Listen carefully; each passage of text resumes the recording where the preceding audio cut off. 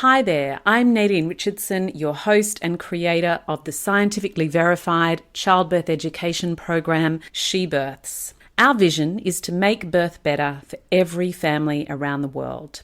And our She Births show is a place that will inspire your birth, evolve your parenting, and help you live a life you love. Today's podcast is brought to you by Water Wipes, the world's purest baby wipes, made of 99.9% water and a drop of fruit extract. You can receive a 20% discount on your first order using the code SHEBIRTHS20. Just go to shop.waterwipes.com.au and enter the code SHEBIRTHS20 to get your discount today. If you are a parent, about to be one, or a fellow health professional, join us now for an inspirational deep dive into topics with experts around the globe.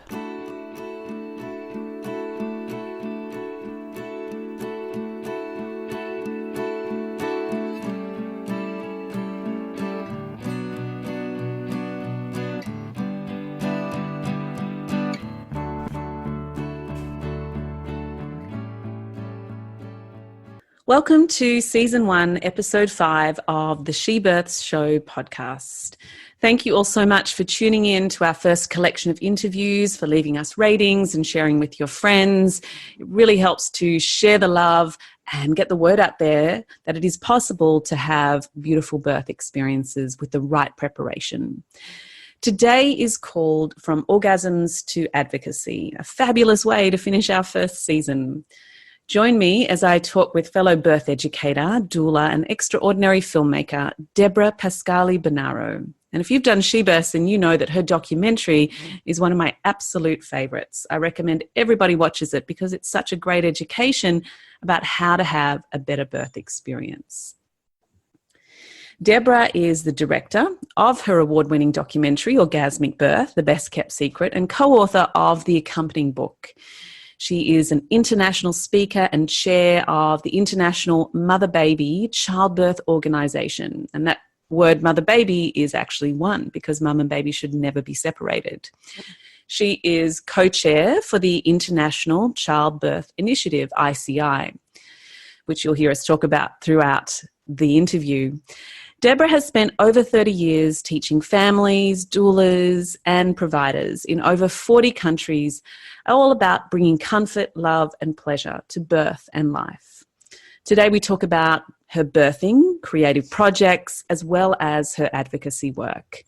The power of birthing with more pleasure, the importance of inviting pleasure into your pregnancy as well as your birth, and the 12 steps to a safe and respectful mother-baby family maternity care that was created by ICI and will help every woman around the world have a better birth experience and perhaps ensure that you too, through listening, get the best care that you deserve from the provider that you're with and the system that you are with too. So I hope you enjoy today's episode. See you on the other side.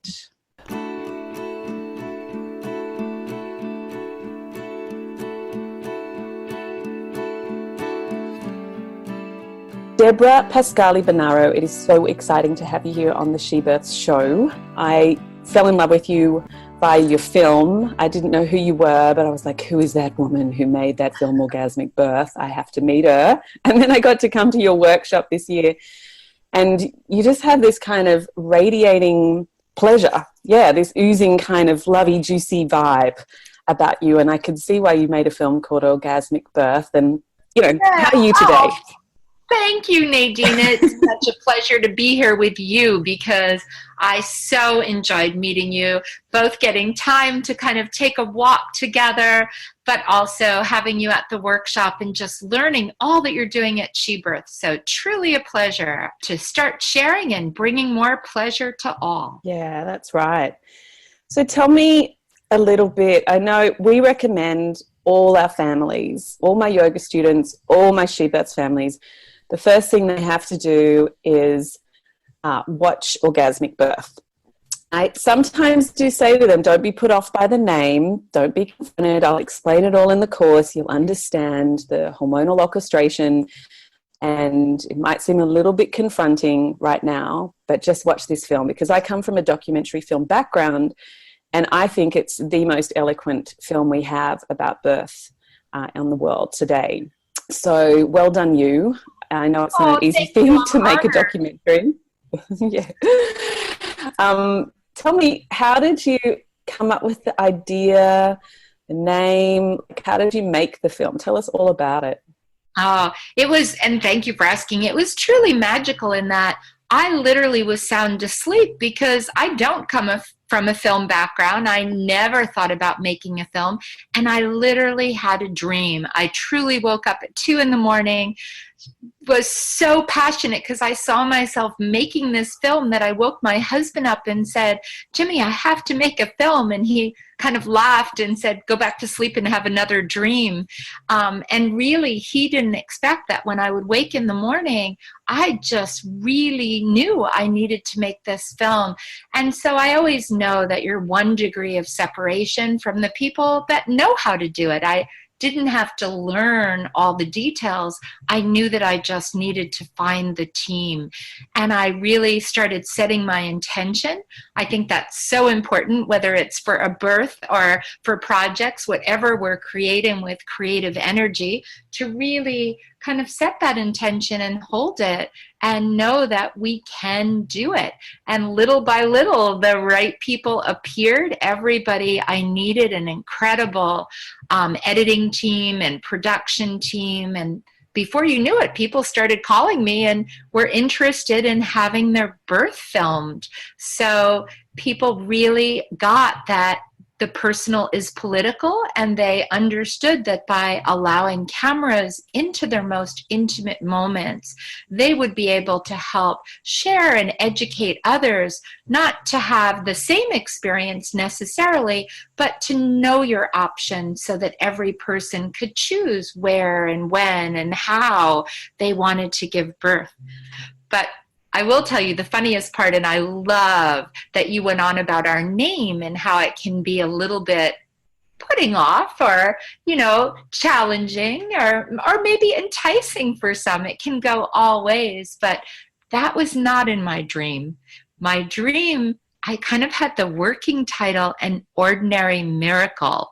And we went through quite a bit of production with the title An Ordinary Miracle, but what was interesting is kind of my day job is teaching and training doulas, but also doing a lot of public speaking. And I had spent a day really talking about the sexuality of birth, pleasure in both birth and life, and use the terminology orgasmic birth as a broad term to frame not only those that have birthgasms or orgasms, but also for people that give birth in their own power, in their own way, that find pleasure. Even if they have a moment of challenge, they choose the 3 to 5 minutes between surges to kiss, to touch, to dance, to laugh, to smile, to eat, to drink. There's so many ways we can ride waves and bring so many emotions of joy and love and ecstasy. So at the end of teaching this day workshop, it was just a beautiful, I like to say there's no coincidences in life, but incidences. We are blessed. I had an ability to go to a filmmaker event in New York with the heads of major networks like HBO, Showtime. All the big networks were hosting this event where we had to apply. Only a few people, a small percentage got in. And I like to say I had this golden ticket to go in and be able to pitch my film idea and get criticism and, just good critique of ideas and things, and potentially maybe even get a contract with the network. So as I was leaving my day about orgasmic birth, one of the participants said to me, "What else are you doing?" And I said, I'm, making a film and I have to run right now because I have to go and I'm so nervous. I've never pitched a film before and I feel really nervous, like I need a doula. And she said to me, "I'm a film student and I'd love to be your film doula. No Can I way. come with you? Seriously. I was like, you're a film student and you'll be my film doula and come and hold my hand? And she said yes. And literally, you know, New York moment, she jumped in the cab with me because I had to run and came to the event. And now she's really kind of doulaing me, you know, like breathe and relax. And I'm all nervous because there's about 300 of us in this quite a big room. And they've told us we're each only going to have like 5 to 10 minutes, and we don't even get to come down to the microphone. Wherever we're sitting in this kind of fishbowl auditorium, they hand us a microphone, and you have these 5 to 10 minutes to pitch your idea. So many other people go before me, and they're doing documentaries about war and civil unrest and famine and, you know, all these other issues around life, and no one's talking birth. So I'm getting nervous that I even have a birth film, right? Like, how are they going to receive it? Mm-hmm. But they hand me the microphone. I stand up, and they say your name and your film name. So I say An Ordinary Miracle. And the head of HBO looks right at me and says, you can sit down. You're obviously a new filmmaker. You don't even know how to name your film. And oh my God. Horrified. Like, I'm already like halfway in production. This is like my moment that I was visioning was going to be like so magnificent. And I'm like, oh my goodness. And I start to like go to sit down, and then I think, my second working title was Ecstatic Birth. So I yell out Ecstatic Birth, and he looks back at me and he says, sit down. You obviously don't know how to name a film and to really bring a concept out. So as I'm starting to sink back into my chair, holding in kind of tears that just wanted to burst out, but I'm trying to hold them, my film doula, Britt, bless her, she pushes me back up and says, yell out Orgasmic Birth, because she had heard me talk about it all day. And I'm like, no. And she said, what do you have to lose? So I yell out Orgasmic Birth, and now the whole auditorium is laughing at me because I'm like the person that won't take no, right? I just keep yelling out names. And the head of HBO says, oh, how is that possible? And gave me 10 full minutes to talk about the sexuality of birth, that birth is whole, physical, emotional, spiritual, and sexual. And by the time my time was up, he said, you make that film and it'll go around the world, which it has and back. And it really was a magic moment, because when I came out of that room, one, I thanked Britt endlessly for being my film doula and helping me to have the courage. Isn't that what a doula does, is give you the courage to be brave and bold and speak out things that sometimes we think, oh, we can't say that or do that or be that. And when I called Jimmy after I got out, and he said, how did it go? And I said, well, I have a new title for my film. And he said, what is it? And I said, Orgasmic Birth. And he said, are you ready to be that bold? And I said, I am, because the definition of insanity is to do the same thing and expect different results. And I've really learned that we keep safe and we stay in the comfort zone of our broken maternity care system, we get broken maternity care. And it is time to use a language that challenges us, whether you love it or hate it, wherever you move with it. I really feel every person should create their own definition of orgasmic birth so it feels safe to them. And we need to change. So thank you for letting me share a bit of the story of how the film came into being. I just love that story, and it is a birthing, right? Like, that just touches me so much. It's so moving, and I think it's the perfect kind of sort of represents the intention setting, the support, the love and care of a doula. It represents so much of how we birth something new in life, that sort of having a bit of hustle, doing a bit of work, being a bit bold. And like you say, if we want to create change, we have to sometimes say something that shocks people. And wakes people up, turns the light on via your ideas, switches them into thinking, because people are stuck in their own way of thinking, a conditioned way of thinking about birth. And yeah, your title, your film certainly educates people towards new possibilities. So yeah, thank you for making the film. I know they're not easy to make from go to woe. Lots and lots of hustle, I'm sure. Lots and lots of hustle. So you're welcome. I suppose the very first time I, watched a few moments of the film with a doula couple I had, and there was one woman in the film who had suffered sexual abuse, and I watched this element with a couple, and I said, how grateful we are that she included her story in this film, because it cannot be an easy thing at all to go public, go worldwide public with your story. And I said, but if she can do it, if she can go wide with the story, and if she can open and let go to the process of birth when it felt the most scary thing that she could possibly do, anybody can do it. So that's right. The one, that one woman, to me, I know everyone talks about Amber, the orgasmic birth in the spa tub in Hawaii, but to me, she's the real hero, and she really can shine that light for all of us, because we all are afraid of opening in our own way, right? Yes, and thank you. I always really honor, that's Helen. And I have to say that when I had the dream and when I really saw the film, and I always knew that in order to speak about the sexuality of birth, that it had to include a survivor's story. And I put that out and held that out, and so many survivors came to me, and really with powerful stories. I was honored to listen, but none of them willing to go on camera.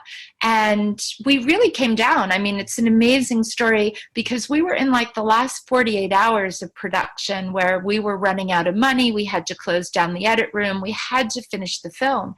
And I still didn't have a survivor's story.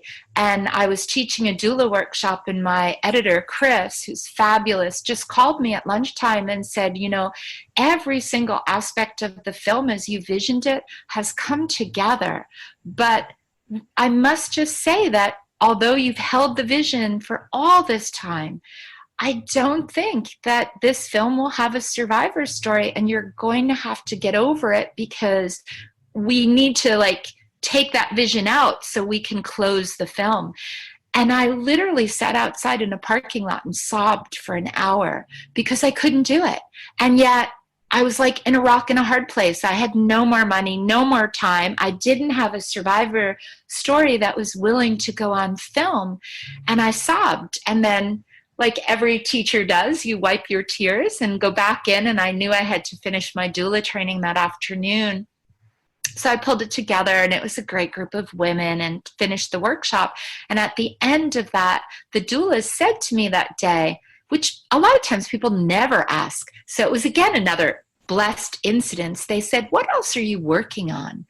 And I said, "Oh, don't ask me today." I could feel the tears were just like right under the surface.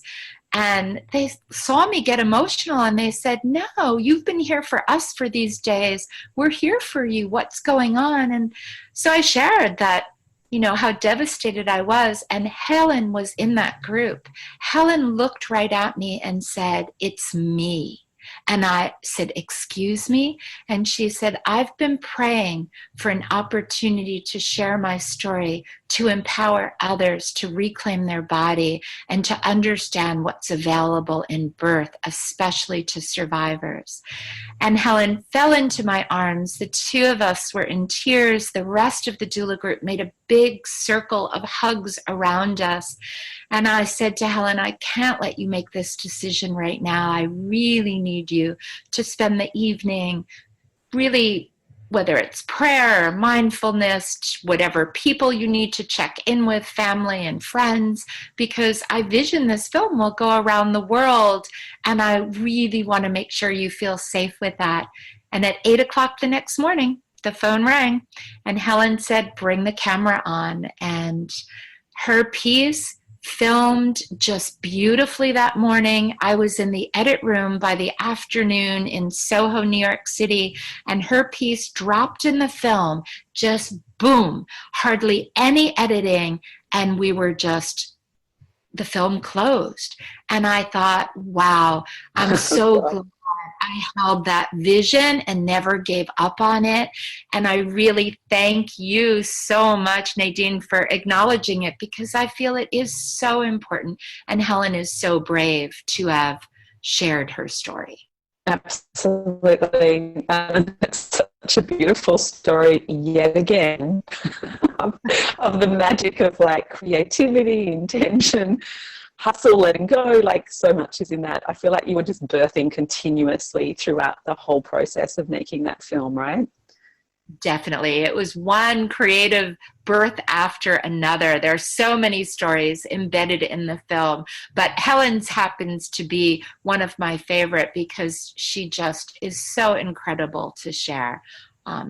And she's inspired so many people. I know I say to her when I talk with her every so often, and we're all getting together in another month, so I will pass along that we've talked about her today yet again. But I let her know that she has touched more people than she'll ever know. Yeah, and she's loved and appreciated. Absolutely, absolutely. So I suppose I want to circle back a little bit, because you mentioned there, you know, whatever orgasmic birth means for you or for the couple, that definition. What do you mean by that? How do you understanding that? Yeah, because I think that so many people are so limited when they hear the word orgasmic and birth put together. So many people go right to orgasm. And certainly I want to just be clear, I would never want a birthgasm to be a performance standard and anyone to add that to their birth preferences or plan, and feel that if it didn't happen that they were any less than or there was any failure. So Elizabeth Davis and I define orgasmic birth in our book, Orgasmic Birth, Your Guide to a Safe, Satisfying, and Pleasurable Birth Experience, about being broad enough to include the people that a birthgasm may happen, but also broad enough to include that anyone that plans the birth in their way, that claims their power in birth, because there is so much power and too often we give it away. You know, we don't prepare. Knowledge is power. Doing the education as you do so well at She Birth, so that people understand their options and are part of decision making. And I also believe orgasmic, in some way, it's often defined as heightened physical and emotional experience. And so if we take it out of the sexual, there are just so many ways that we can have heightened physical and emotional experience. And I even say, like, for me, eating dark chocolate's orgasmic, dancing wildly is orgasmic. So I invite people to consider the broadest sense, to look up orgasmic, to look at how other people use it, but most important to say, what does it mean to you to birth with pleasure, with love, with power? And how could you create that definition? I call that all orgasmic. So I think each person should say, if orgasmic birth is this broad sense, what are the elements that you want to bring to your orgasmic birth? Because I think an orgasmic birth is our birthright, and I think we can have pleasure and love and joy and happiness in birth wherever birth happens and however birth happens, because there are many times the baby needs something else, and the greatest gift of motherhood is to give up our dreams to bring our baby safely earthside. That doesn't mean we still can't give birth with pleasure and love. So for me, orgasmic birth is broad, and I'd love to hear what listeners define. You know, what if in that sense that you could create what it means for you, what would it mean to you? Yeah, I love that. I'd be really interested as well, actually. We'll start that conversation, I think, on social media when we share this podcast and people can leave reviews about it. firstly, I think people have to stretch a little bit and think, okay, yeah, birth can be enjoyable. And it doesn't mean that we don't have intense discomfort or pain Correct. at some points, but it means, and it's certainly, I would agree, like birth is a heightened emotional and physical state. Absolutely, it is that. I mean, the hormones of birth are hundreds of times more powerful, the oxytocin and the endorphins, than our best ever sexual experience prior. So absolutely, if we open to it, there is a great degree of pleasure available. But I think I love the process that you did with us of looking back on your days, your weeks, your year, your life, and what is it for you as a person, as an individual, that invites pleasure into your life? And could you bring those elements as well into birth? And then I think that's a great place to start, right? Oh, a really great place, because we should all have at least 3 to 5 things we do every day that are pleasurable. I mean, otherwise, even in the midst of challenge in life, you have to be able to de-stress and find pleasure. So it's a great exercise to look back. And I hope people have lists of 20 or 30 things, but even for this moment, what are those 3 to 5 things right now that you could do in any day? And how many of them could you bring to birth? I mean, all my daily pleasures that I can do in short bits of time can come into a birth room. Yeah, and so important during your pregnancy to connect. Like I talk so much about slowing down, giving yourself space, giving the brain the space, the body the space to rest, but the brain the space to process and prepare and get bored and take walks, so that we go into this back brain sort of self-autobiographical analysis preparation for the coming changes. The brain does this lovely thing, when you're in boredom, it's very wise if we give it the space. But I think integrating pleasure into your pregnancy would be such a powerful way to prepare for birth. I think it's an essential way to prepare for birth. Yes, of course. It is. I really do. And, we've kind of live in a time where we're always like taking a pill for pain, right? If we were to have pain on just any day.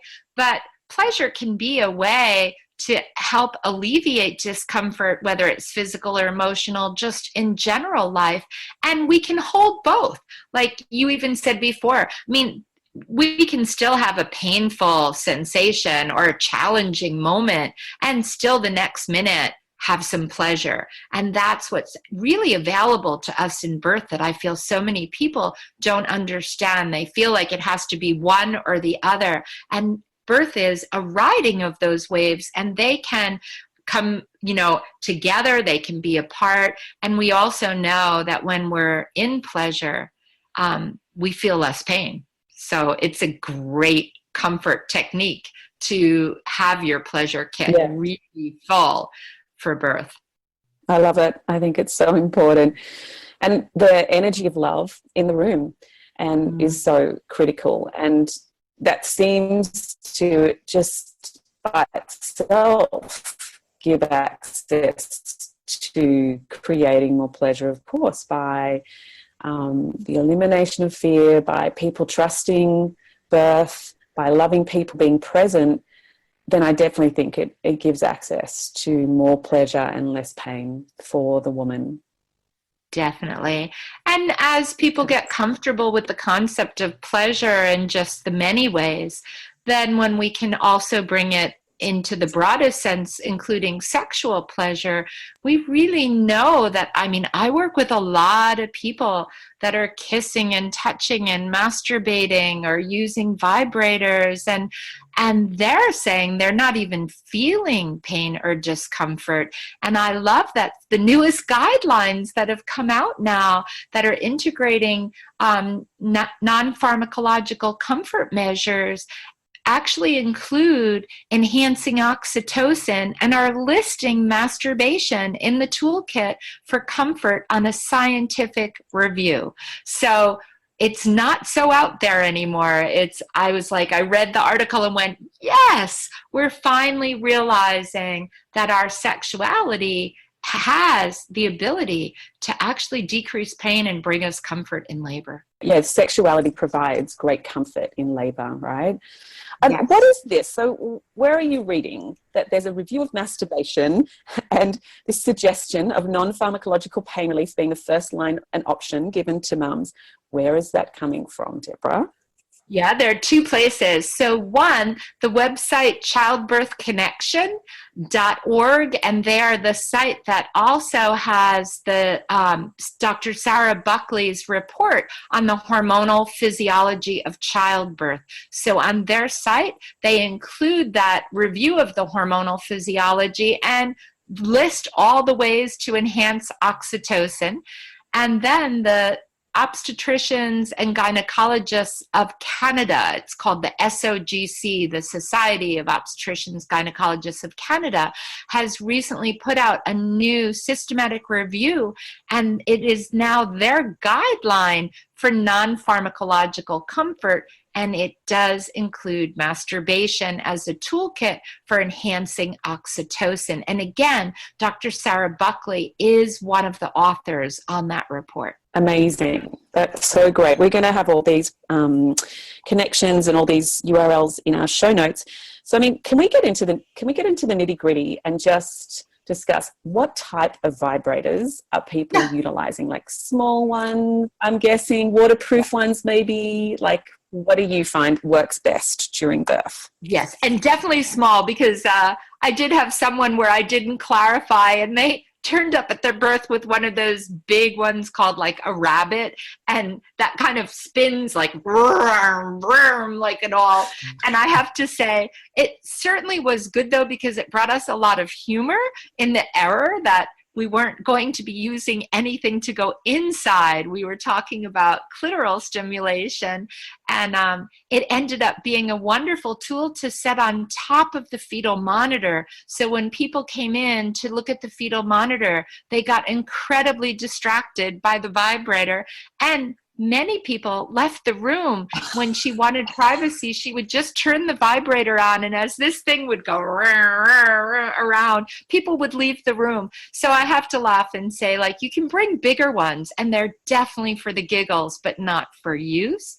But what we're talking about for use is often the finger vibrators or small pocket vibrators. And I would suggest that they are waterproof. I think that's important because many people want to use shower and water. We call the getting in the tub like the aquadural. It's so good in providing comfort. And if you can be in water and then add vibration to it, even better. And look down the future. I'm actually talking with a company right now. It's a women-owned group that has some fantastic finger vibrators, about packaging them as orgasmic birth vibrators. So I'm hoping in the near future we may bring some to our website and product line. But definitely you can go and kind of do your own homework. It's kind of fun to go during pregnancy or before vibrator exploring. If you've never used them, it's kind of a fun opportunity. And if you have, it's a way to really reevaluate them and what would work in labor.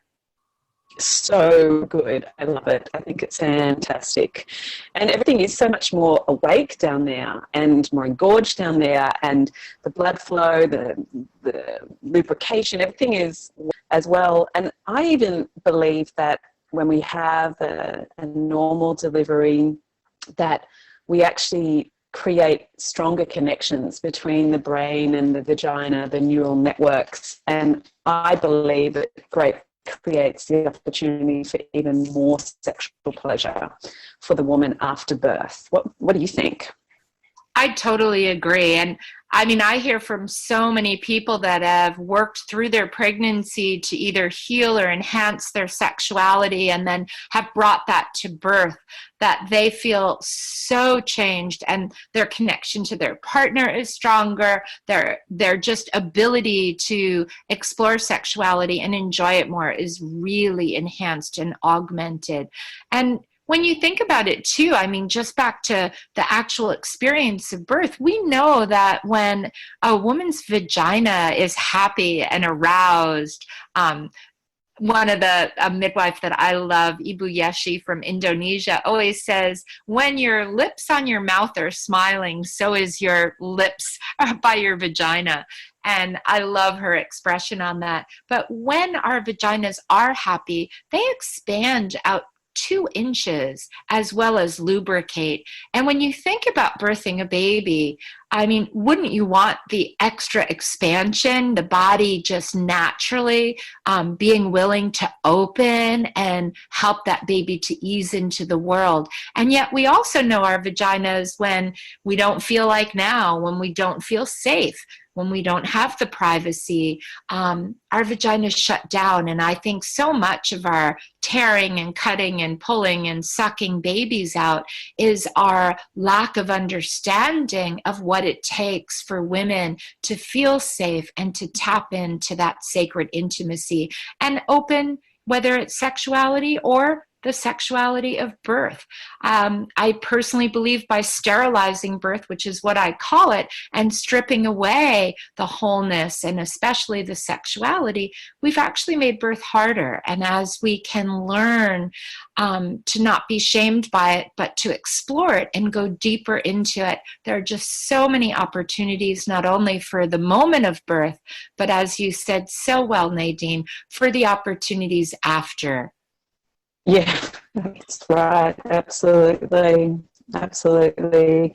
We could keep talking about all of this juicy stuff, and maybe we'll get to do it at another time. But I really want to talk to you about advocacy, because I've named this podcast From Orgasms to Advocacy. Yay! And I thought that was a perfect name to kind of document your journey, but to bring into awareness the importance of your work that you're doing with lots of other people and that I'm also going to help with. It's impossible, I think, to be involved in birth and not get involved in politics, unfortunately, right?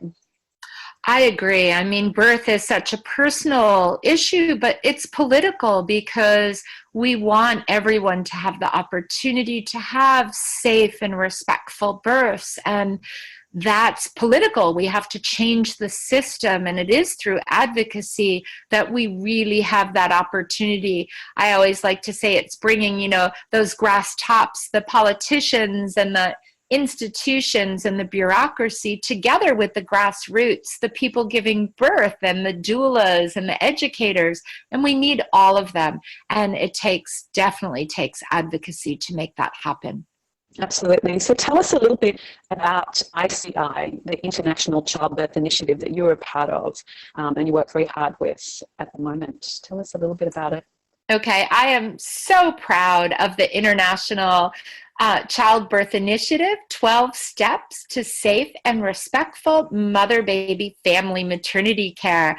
And this new initiative is a combination of the initiative that I chair with an incredible group of colleagues called the International Mother-Baby Childbirth Initiative. We call it the IMBCI, as well as coming together with the obstetricians of the world, FIGO, the Federation Internationale of Obstetrician and Gynecologists.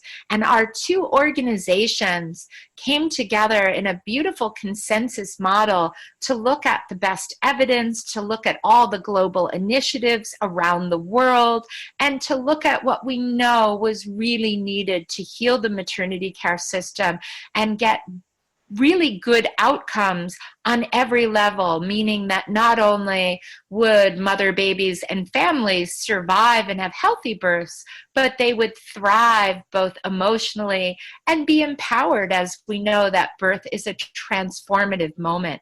So it took us a lot of work, and I am so proud that the initiative is finalized. It's being published in another month or 2 in the International Journal of Obstetrics and Gynecology, and it has been, the 12 steps have been endorsed, and we have partner organizations of the International Confederation of Midwives, the International Conference of Nurses, International Pediatricians.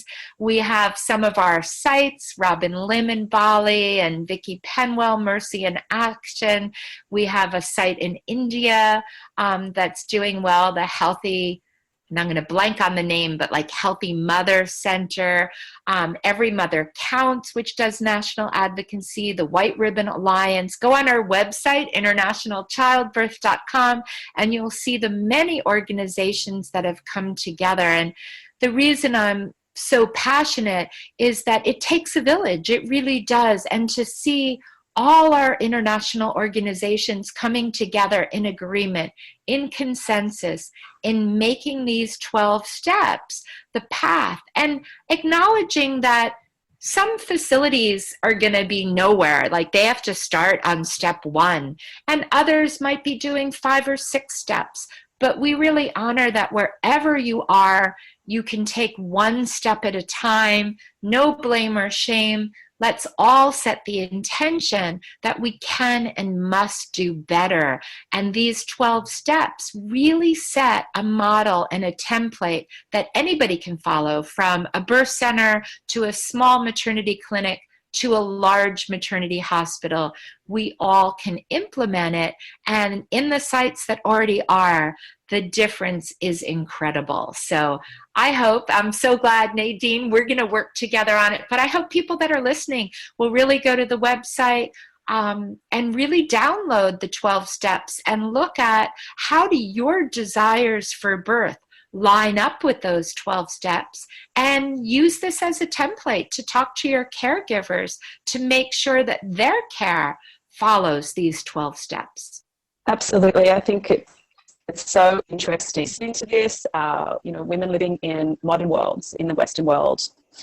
And when you look at the 12 steps, you're going to see the first couple, I think 1, 2, and 3. And you think, well, that's not really relevant to me, but it makes you aware of how those points are there, because for a lot of women giving birth in the developing countries, they are critical, those first few points, right? Can you maybe just talk us through like the first 5 steps? Because I think the next 4 and 5 really touch on what's important for us in the Western world, but those first 3 in particular might feel a bit strange for people when they read it. Well, the first one should feel good to everybody in any part of the world, because we're talking about having respect and informed decision making, and really knowing that you have the right to both informed consent, which would be to say yes to anything, as well as informed refusal. And I think wherever you are in the world, knowing that you can have that say is really important. So I would say that's like one for me. I want everyone to have wherever they go. It's so important. It's just the Western women just assume. They just assume they have that, right? Well, that's a wrong assumption, because I work a lot in the Western world, and I think a lot of people don't realize how they are really pushed into decisions.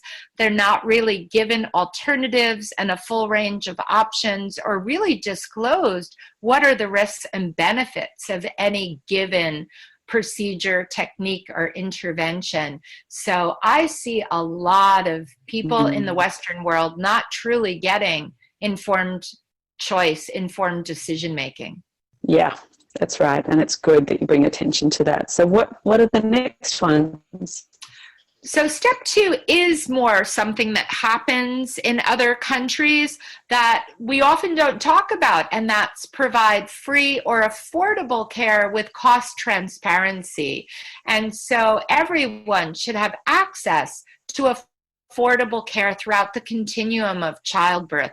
And, I'm here in America. I mean, we certainly are not a low resource country, and yet we still have people that many times don't have access to affordable care throughout the continuum of childbearing. So again, depending on the country, not everybody is getting access to the care they so deserve. So this is really important. And this includes prenatal education. This includes postpartum care. And at least in America, we don't have that free. You know, you either pay completely out of pocket for prenatal education. Very few people are getting access. More and more, we're starting to get it included, but not for everyone. And postpartum care is basically non-existent in my country. So something that needs to happen. So I love this step too, because it's looking at the continuum of pregnancy, birth, and postpartum, and how we need to make that accessible in an affordable way. Step 3 is routinely provide mother-baby family maternity care and incorporate value and partnership-based, grounded in evidence-based practice, driven by health needs and expectations, as well as by health outcomes and cost effectiveness. So this is where we want to optimize the biopsychosocial process of childbirth.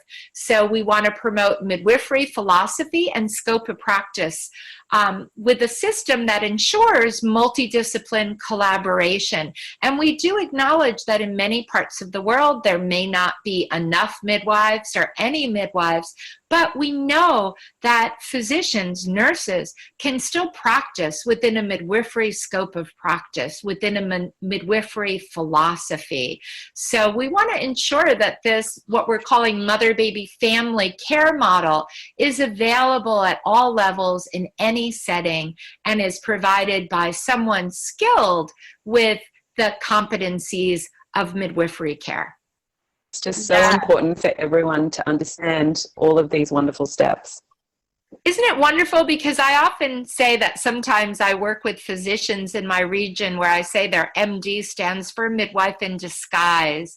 And I was so happy that we put this step in and honored that when birth is going well, when someone is healthy and birth is unfolding, then there's no reason that everyone around can't hold that midwifery philosophy. So I love that step 3. And step 4 is another one I'm equally passionate about, because it's offer continuous support. And it says to inform the mother of the benefits of continuous support during labor and birth and affirm her right to receive such supports from companions of her choice that include fathers, partners, family members, and doulas, or TBAs or others. And we go on to use the latest evidence that says continuous support during labor improves outcomes for women and newborns, including a more positive birthing experience, an increase in spontaneous vaginal birth, a shorter duration of labor, a decrease in the number of cesarean and instrument vaginal deliveries, and less need for analgesics, and a less likely to have a low 5-minute APGAR score for babies. Such care appears to be most beneficial when given by a person who is present solely to provide support, is not a member of the woman's own network, and is experienced in providing labor support, and at least has a modest amount of training, such as a doula. So this step combines kind of the evidence in saying that we know doulas really make a difference when they are added to your team. So you still have your midwife, your nurse, your doctor, and you can bring still your companions of choice. But it is that trained doula that seems to have the most benefit on outcomes. And that's why they say it's actually better than someone from your own social support team, meaning your own sister or partner or whomever. So this is a groundbreaking step. It is being supported, as I said, by all the organizations, and many other initiatives right now are also adding similar wording as we have such strong research on continuous support. Because it really highlights the fact that the doula is the most evidence-based tool in the room, right? Based on Cochrane reviews. Definitely based on the Cochrane. And what's amazing is we do so many practices that have no evidence, or their evidence is either it's ineffective or harmful, and we still use them. But here we have solid evidence of support. And I'm always surprised that we're still not implementing doulas everywhere when we should. And so I'm really proud of our initiative to highlight their value. It's so amazing. It's just the best. And let's do one more. Let's do that the fifth one, because I think that's also really important to bring into people's awareness. Tell us all about it. Yeah, and step 5, another important one, as you say, provide pain relief measures and offer drug-free comfort and pain relief measures as safe first options, explaining their benefits for facilitating normal birth. And we must educate both women and their companions about how to use them, including breathing, touch, holding, massage, relaxation techniques, laboring in water when available. And if pharmacological pain relief options are available and requested, we must also explain their benefits and risks. And all staff must be trained in comfort measures and pain relief options to respect women's preferences and inform choices to maximize their confidence and well-being. So we're really looking at saying that why there's a place, of course, when women request pharmacological relief, as Penny Simkin, my mentor, always says, no one should suffer. And if pain becomes suffering, epidurals can have a place. But I believe often, at least in America, and I think you're having the same issue in Australia, that we're not using a full range of what we would call frontline comfort measures that have no risk but many benefits. And if we utilize that front line and have all staff support them and trained in it and make sure that everyone knows them who's giving birth there, I think we'll see a huge reduction in using second line pharmacology, but we'll use it when appropriate. Not that it's, bad, but we should use it appropriately. And I feel when we only have pharmacology, then we're violating our rights by not offering us a full range. So step 5 is ensuring that every person has the options available to them in the broadest range so they can find their comfort, and I would add pleasure, for birth. Absolutely, and I agree. And that I think that's why the She Birth study was so successful, because we give such a broad range of tools and pain relief options to our couples. They start layering them and they feel so empowered by them as well. It's not just about the pain relief on the day. You feel so prepared. But yeah, I've certainly noticed that, of course, the cultures in the hospital have to marry up, and the skills of providers are certainly helpful. If a couple is struggling or they need a bit more support, that's where the doula has to come in and help them as well. So yeah, we get better results when providers and systems and parents are all educated, and hopefully that's something we can do another podcast on another time, right? On how we're going to do something like that. I'd love to. And I do think the EC, as we say it here, the initials are ICI, and in French, EC means here. I think this initiative is here, and it's just such a template for everyone to use, to really read it and take to heart and know that each one person can make a difference. So if you just have a conversation with your midwife or doctor about it and educate them about it and help them look at what are the steps that they do well. Let's start where we're good and give praise, and where can we improve. I always like to say that although our system is somewhat broken, it's not the fault of our caregivers. We have such wonderful doctors and midwives and nurses and doulas and anyone that works in maternity care like us. We do it out of passion and love for wanting the best for everyone. So when we can look at reframing the system and putting better practices in, then everyone can really shine. And it's going to take us all to make those changes together. So it's a very exciting time right now that each person can be a part of creating not only a healthier system for themselves, but I hope we're changing the legacy for our children's children. We know better now. We did the best with what we knew when we set things up, but we now know we can do better. Absolutely. And that's just so perfectly said. I have nothing more to add to that, Steffi. You're such a great speaker. Thank you so much for being with us today on the She Birth Show. It's just such a pleasure to be in your company And thank you for sharing your wisdom with us and all the wonderful work and hustle that you've done and you're doing. What would you say, just in finishing up, what would your final words be to a pregnant family out there as they're getting ready to give birth? Oh, thank you, Nadine, for having me here. And to all that are listening, if you are pregnant, I would say, one, really trust your wisdom. You've grown this baby. Your body knows how to give birth. And it is the outside fears and things that kind of clutter the process.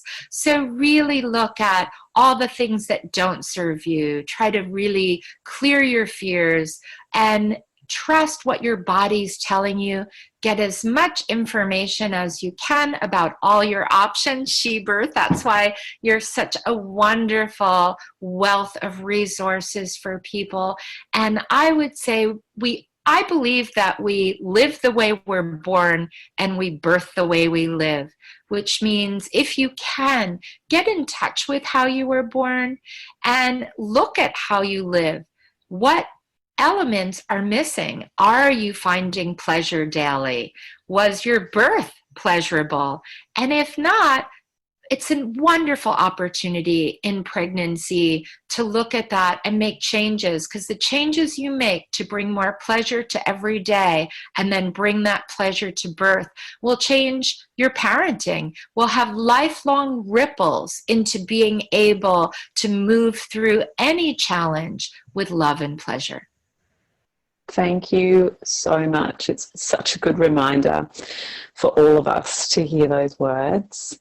I hear you've got a Bruce Springsteen concert to go to, so we're going to let you go. But I send you so much love across the ocean, and hopefully, Debra, we will speak to you soon again on the SheBirth Show. Thank you so much. Oh, thank you, Nadine. And I'll be dancing in the dark and thinking of you. So lots of pleasure for me tonight. I hope lots of pleasure for you, and truly an honor. Thank you for inviting me into your show. I'm Nadine Richardson, and you've been listening to the SheBirth Show podcast, proudly brought to you by Water Wipes, the world's purest baby wipes, made of 99.9% water and a drop of fruit extract. If you have enjoyed this episode, make sure to subscribe to our future conversations and leave us a review, and we'd love to know what you would like to hear more of. You can find me and my team of certified educators at shebirths.com and become a part of our community on Instagram and Facebook. In the App Store, you can download our SheBirths app filled with lots of freebies and the full online SheBirths program. And remember, when it comes to having a better birth and easier transition into parenthood, education is empowerment.